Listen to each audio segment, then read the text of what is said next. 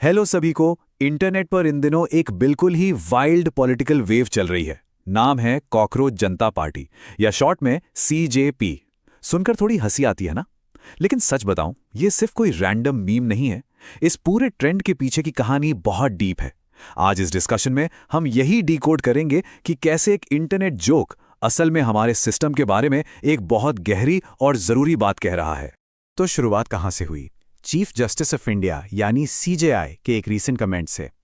एक हियरिंग चल रही थी और वहां उन्होंने वर्ड्स यूज किए, पैरासाइट्स और कॉकरोचेस। अंदाजा लगाना मुश्किल नहीं है कि जैसे ही ये शब्द कोर्ट से बाहर आए, इंटरनेट पे तो बस बवाल मच गया। हर तरफ इंस्टेंटली एक ही सवाल घूमने लगा कि आखिर देश के सबसे बड़े जज किसे कॉकरोच कह रहे हैं। खैर, पहले इस कॉन्टेक्स्ट को क्लियर करते हैं।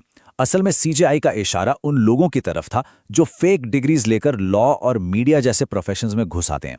उनका टारगेट बेरोजगार युवा बिल्कुल नहीं थे, लेकिन इंटरनेट का रिएक्शन एकदम अलग था। अनएम्प्लॉयड यूथ ने इसे पर्सनली ले लिया। उन्हें लगा कि ये देश के बेरोजगारों का डायरेक्ट अपमान है। बस एक अनइंटेंशनल स्टेटमेंट ने लोगों के अंदर का गुस्सा बाहर ला दिया और एक मैसिव इमोशनल रिस्पॉन्स ट्रिगर कर दिया।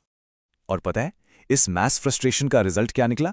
16 मई को ऑफिशियली जन्म हुआ कॉकरोच जनता पार्टी का।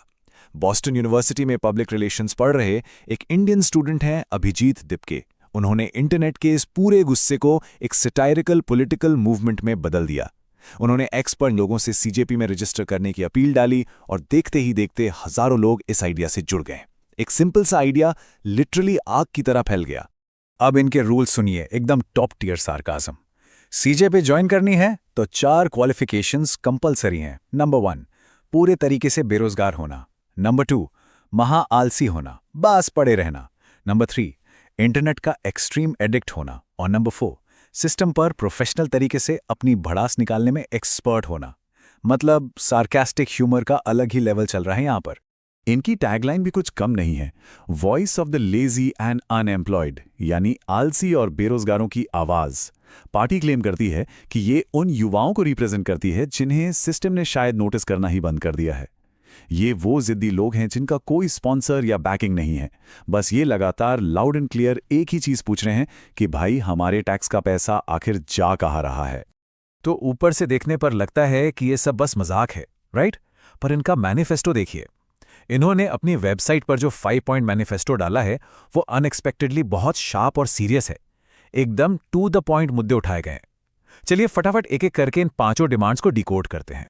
पहली डिमांड, अगर सीजेपी की सरकार बनती है तो किसी भी चीफ जस्टिस को रिटायरमेंट के बाद राज्यसभा की सीट नहीं मिलेगी। बेसिकली इनका कहना है कि जुडिशरी को रिटायरमेंट के बाद मिलने वाले किसी भी पॉलिटिकल रिवॉर्ड से बिल्कुल दूर रखा जाए। दूसरा पॉइंट और भी इंटेंस है।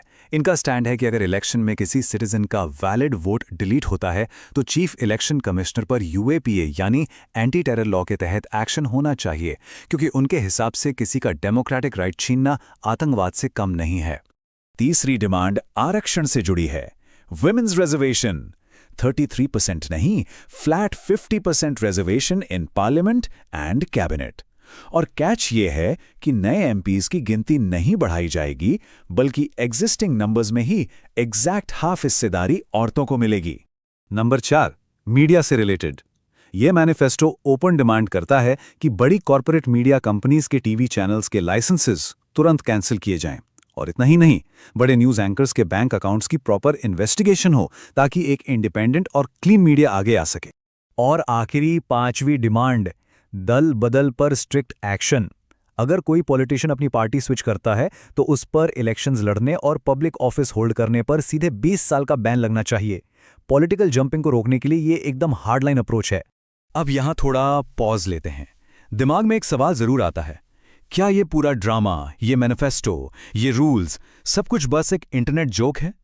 असल में नहीं, ये कोई छोटा मोटा मीम नहीं है। ये हमारे डेमोक्रेटिक सिस्टम के लिए एक बहुत बड़ा रेड फ्लैग है, एक अलार्म बेल है। इस प्योर मूवमेंट को शुरू करने वाले अभिजीत दिपके ने इसके पीछे की क्लियर पिक्चर दी है। उनका कहना है कि आज के यूथ का सिस्टम से फेथ उठ रहा है। क्यों? क्योंकि उन्हें लगता है सिस्टम ना उनकी बात सुन रहा है, ना उन्हें देख रहा है। इस प्योर सटायर के पीछे ना एक बहुत ही रियल, डीप रूटेड फ्रस्ट्रेशन छुपी हुई है। बेरोजगारी, इन्फ्लेशन और स्ट्रगल्स के बीच यूथ को लग रहा है कि इंस्टीट्यूशंस ने उन्हें कंप्लीटली इग्नोर कर दिया है। तो अब वापस आते हैं इस मेटाफॉर पर, कॉकरोच। ये मेटाफॉर एग्जैक्टली फिट कैसे होता है? सीजेपी के अकॉर्डिंग कॉकरोच असल में क्या है? एक ऐसी छोटी सी जान जो सबसे हार्श कंडीशंस और कंप्लीटली फेल होते सिस्टम में भी सर्वाइव करना जानती है। युवा इस शब्द को एज एन इंसल्ट नहीं देख रहे, उन्होंने इसे प्राउडली अपनी आइडेंटिटी बना लिया है। वो पब्लिकली कह रहे हैं कि हाँ, हम कॉकरोच हैं, क्योंकि इस टूटे हुए सिस्टम में भी हम हर हाल में सर्वाइव कर रहे हैं। तो फाइनली ये एनालिसिस हमें कहाँ छोड़ता है? एक बहुत ही इंस्पायरिंग और उतने ही ज़रूरी सवाल पर। सिस्टम और यूथ के बीच ये जो बड़ी सी खाई बन गई है, ये जो डिस्ट्रस्ट आ गया है, ये गैप कैसे ब्रिज होगा? ज़रा सोचिए, जब आज की जनरेशन को अपनी आवाज़ सुनाने के लिए इस हद तक क्रिएटिव, सटायरिकल और वोकल होना पड़ रहा है, तो क्या हमारी डेमोक्रेसी इस पुकार को वक्त रहते सुन पाएगी? ये कॉकरोच जनता पार्टी सिर्फ एक पासिंग ट्रेंड नहीं है, ये आने वाले कल के लिए एक बहुत बड़ी वेकअप कॉल है। इस बारे में ज़रूर सोचिए, क्योंकि मुद्दा सिर्फ एक ग्रुप का नहीं, देश के फ्यूचर का है। मिलते हैं अगले डीप डाइव में। तब तक सिस्टम से नए सवाल पूछते रहिए। Take care.